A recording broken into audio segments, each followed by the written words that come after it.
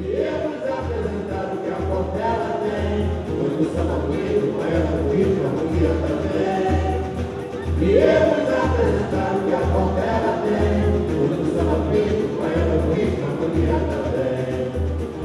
Pois essa Portela que você ouviu falar, o mundo inteiro soube consagrar. Mesmo derrotado, cantaremos com alegria essa nossa doce melodia. Já chegou quem faltava, quem o povo esperava chegar. Já chegou quem faltava, quem o povo esperava. O meu sonho é de Madureira, é de Madureira.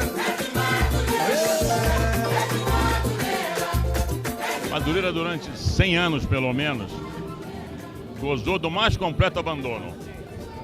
Passavam prefeitos, passavam governadores e nada acontecia, não só em Madureira como na Zona Norte.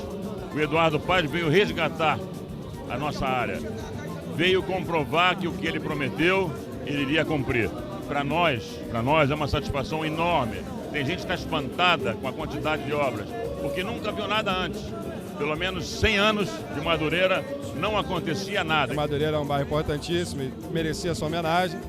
E o poder público municipal nunca investiu tanto na Zona Norte como agora. E Madureira é um dos bairros mais agraciados com novos equipamentos feitos pelo prefeito Eduardo Paes. A transformação é para melhor. Vem a tempestade, mas mais tarde vai vir a bonança. Madureira, São José.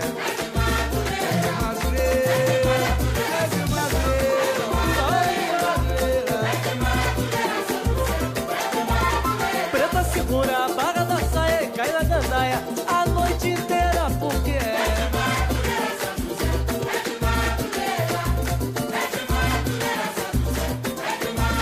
Subo o morro no domingo, só desço na quarta-feira, e onde é?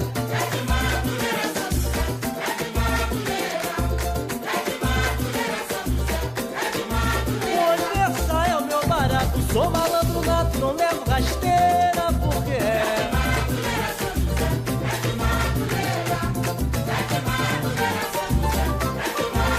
Lá da rua Maruí, que hoje é Silas de Oliveira, de onde